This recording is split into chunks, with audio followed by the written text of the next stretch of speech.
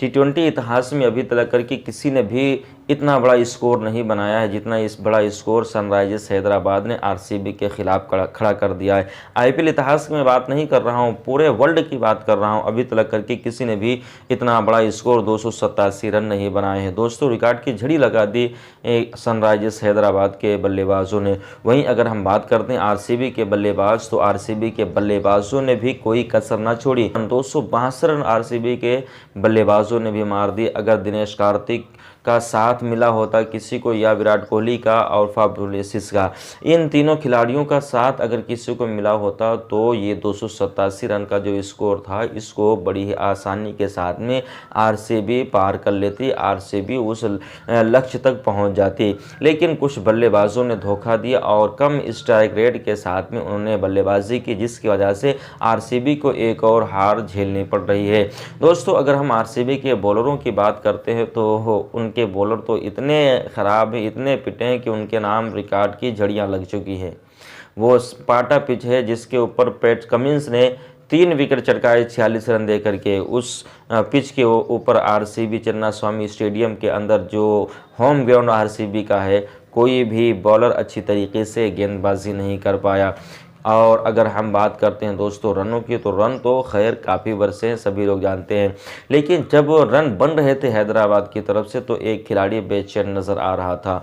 वो खिलाड़ी चाहता था कि इतना बड़ा स्कोर ना बने, वो खिलाड़ी चाहता था कि हम अपनी टीम को जीत दिलाएं, वो खिलाड़ी चाहता था कि हम अपनी टीम को कम रन दे सके उस खिलाड़ी को लेकर के आए। लेकिन सारे खिलाड़ियों ने उस खिलाड़ी को निराश कर दिया दोस्तों। हम बात करते हैं विराट कोहली की। विराट कोहली जब से आईपीएल की शुरुआत हुई है उस टाइम से लेकर के आरसीबी के साथ में है, और अभी तक करके एक भी ट्रॉफी आरसीबी के नाम विराट कोहली नहीं दिला पाए हैं।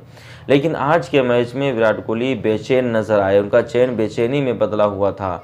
वो अपने हाथों को मल रहे थे। कई जगहों के ऊपर ऐसा देखा गया कि वो अपने दूसरे खिलाड़ियों के ऊपर चिल्ला रहे थे, कहीं ऐसा देखा गया कि वो गुस्से में नज़र आ रहे थे। और क्यों ना हो, जिसके बॉलर इतने पिट रहे हों। और बात करते हैं दोस्तों विराट कोहली की, तो विराट कोहली इतनी बेहतरीन बल्लेबाजी 2024 में कर रहे हैं, जैसी उम्मीद विराट कोहली के फैंसों ने, आरसीबी के फैंस ने रखी थी, उसी तरीके से विराट कोहली लोगों के सामने नज़र आ रहे हैं दोस्तों। विराट कोहली का साथ और दिनेश कार्तिक का साथ अगर कोई और खिलाड़ी देना शुरू कर दे तो मैं मानता हूं कि जो मुकाबले आरसीबी पिछले हार के आई है, अगले जो भी मुकाबले होंगे उन सारे मुकाबलों को आरसीबी ज़रूर जीतेगी, आरसीबी जीतेगी। लेकिन आरसीबी के जो बल्लेबाज हैं वो आरसीबी को धोखा दे रहे हैं, आरसीबी के फैंसों को धोखा दे रहे हैं, आरसीबी के जो बॉलर हैं वो आरसीबी को धोखा दे रहे हैं। इतना आप याद रखिए कि ना तो उनकी लेंथ सही है, ना तो बॉलिंग सही है, किस तरीके से कहाँ पे बॉलिंग करना चाहिए उनसे कतई हो ही नहीं रहा है। दूसरी टीमों को देखिए, उसी पिच के ऊपर, उसी मैदान के ऊपर वो देखिए विकेट चटका ले जाते हैं। लेकिन आरसीबी के जो स्टार खिलाड़ी बॉलर हैं, स्टार, वो इस पिच के ऊपर, इस पिच के क्या और दीगर जितने जगहों के ऊपर आपने मैच देखा है आरसीबी का हुआ है, हर जगह के ऊपर बॉलरों की कमी की वजह से मैच आरसीबी हार रही है। आरसीबी के पास में ना तो स्पिनर अच्छे हैं और ना ही कोई बॉलर अच्छे हैं। अगर स्पिनर अच्छे होते, वो देखिए मैक्सवेल, कैमरो ग्रीन, कितने नामवर खिलाड़ी हैं यार। जब ये लोग चलते हैं तो अकेले दम के ऊपर अपनी टीम को जिता देते हैं। वर्ल्ड कप में आपने देखा होगा मैक्सवेल ने 200 रन अफगानिस्तान के सामने मारे थे, अकेले खड़े रहे आखिर तक और अपनी टीम को जीत दिलाई थी। अकेले खड़े रहे, 200 रन वनडे में मारे थे मैक्सवेल ने, चोटिल हो गए फिर भी खड़े रहे। और वो भी मैच मुंबई की सरजमीन के ऊपर हो रहा था, वो भी हमारे हिंदुस्तान के अंदर मैच हो रहा था। लेकिन वो अपने देश से, ऑस्ट्रेलिया से खेल रहे थे तो चोट खा गए। चोट की वजह से वो जो है पिच से भागे नहीं, वो ग्राउंड से बाहर नहीं गए, पवेलियन लौट करके नहीं गए, बल्कि गिरते रहे, लड़खड़ाते रहे और टीम के लिए खेलते रहे, अपने देश के लिए खेलते रहे। लेकिन वही ग्लेन मैक्सवेल, वही मैक्सवेल जो धूम मचा रहे थे वर्ल्ड कप में और दूसरी लीगों में धूम मचाई है, आज वही मैक्सवेल आरसीबी के पास में जब आए तो वो बेबस नज़र आ रहे हैं, उनसे स्कोर नहीं बन रहा है। कैमरून ग्रीन इतने बेहतरीन ऑलराउंडर हैं, कुछ भी नहीं हो रहा है उनसे। मोहम्मद सिराज जिन्होंने जो है श्रीलंका की नाक में दम कर दिया था, कहाँ गया वो उनका जज्बा, कहाँ गई वो उनकी लेंथ, कहाँ गई वो उनकी बॉलिंग के अंदर जो धार थी।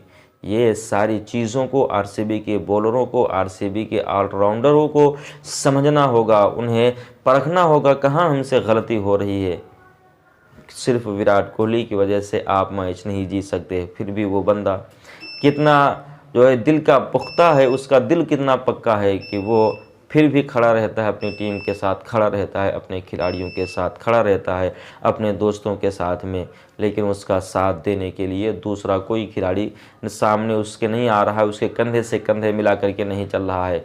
अगर दूसरे खिलाड़ी, जितने 11 खिलाड़ी होते हैं, 11 में से अगर 5 खिलाड़ी विराट कोहली का साथ दे दें तो मैं ये कहूँगा कि आरसीबी से ज़्यादा मजबूत कोई टीम ही नहीं है।